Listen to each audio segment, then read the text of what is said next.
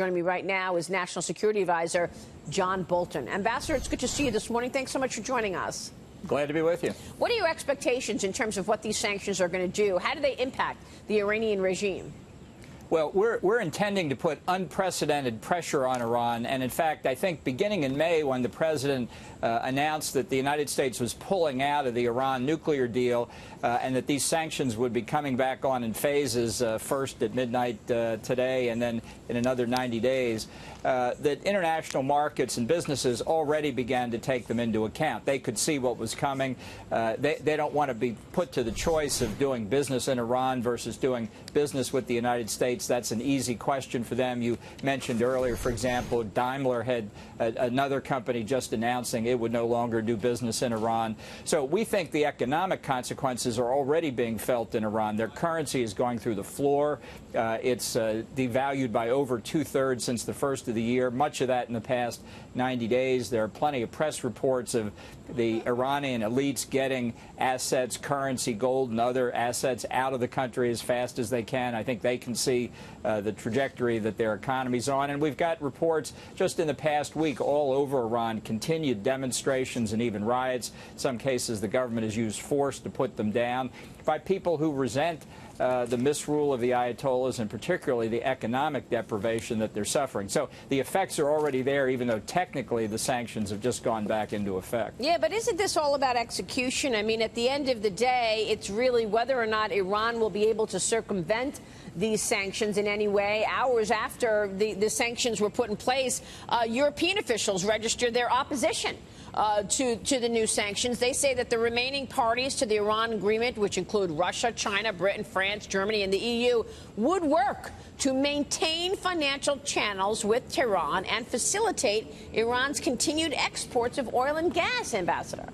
Well, good luck with that. You know, maybe the bureaucrats in European capitals, and particularly the bureaucrats in Brussels, are going to get buckets and transport that Iranian oil out of the country. I think their major industrial corporations are saying, we're simply not going to be part of it. Now, there may be some small European companies that continue to do business, but they will be insignificant. Russia and China may continue to do business, but I don't think they're enthusiastic about this. They're not going to be stepping up their efforts. And I think all over the Middle East, people can see that Iran's continued support for international terrorism, its belligerent military activity, show this is a regime that really has to be taught that they need to change their behavior in significant ways. And honestly, even our European friends still agree they do not want Iran to get deliverable nuclear weapons. So we're still completely united on that point. But here's a statement. They say preserving the nuclear deal with Iran is a matter of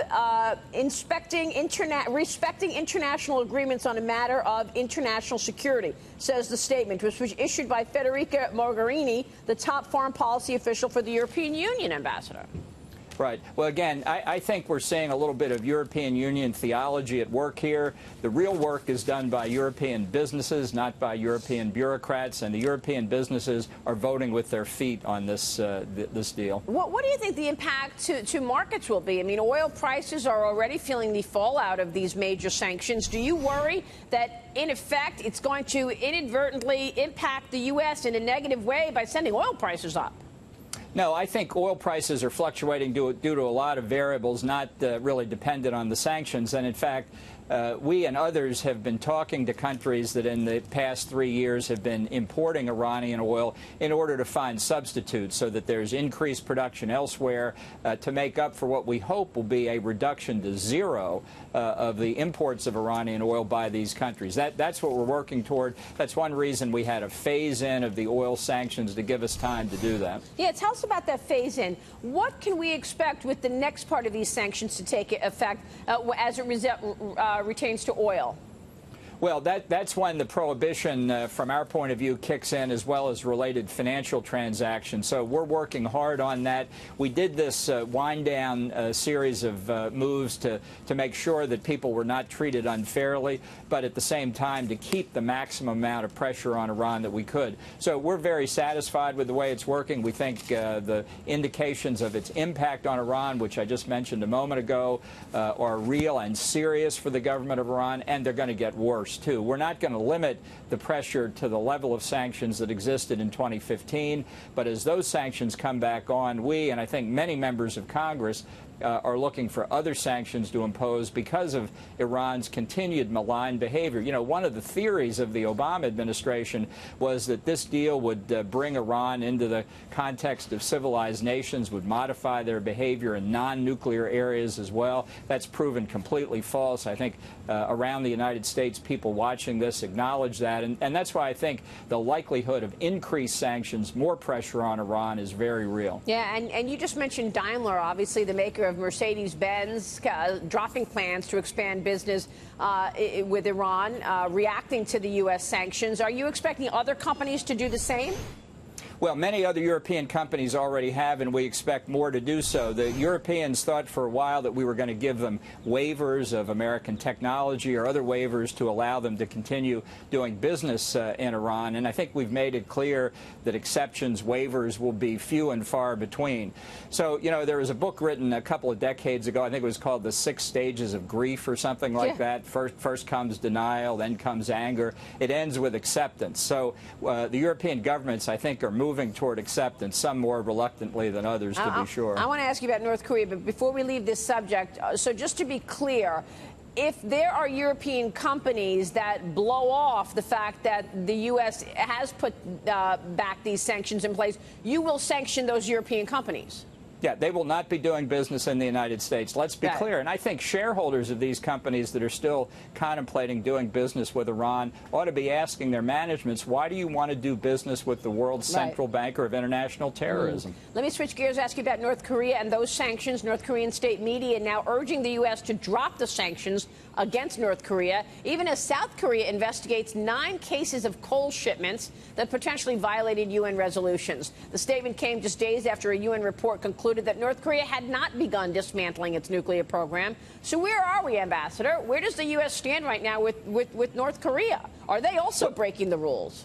Well, we continue to push for what we call maximum pressure on North Korea, no violation of the sanctions, no relief on the sanctions.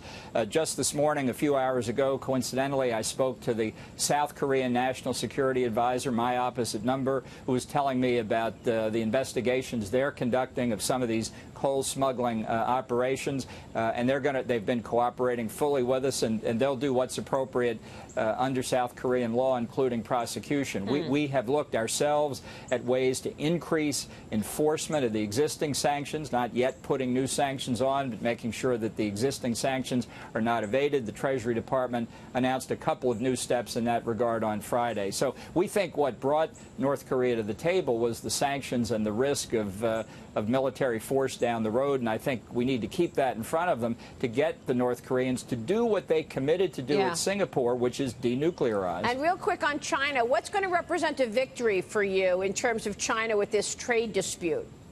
Well, I think when China stops stealing intellectual property, stops forced technology transfers, stops discriminating... They won't even admit they're doing it. Well, they've got a long way to go then, so don't underestimate the president's determination. All right, we'll leave it there. Ambassador, it's always a pleasure. Thanks very much for joining us. Thank you. John Bolton there.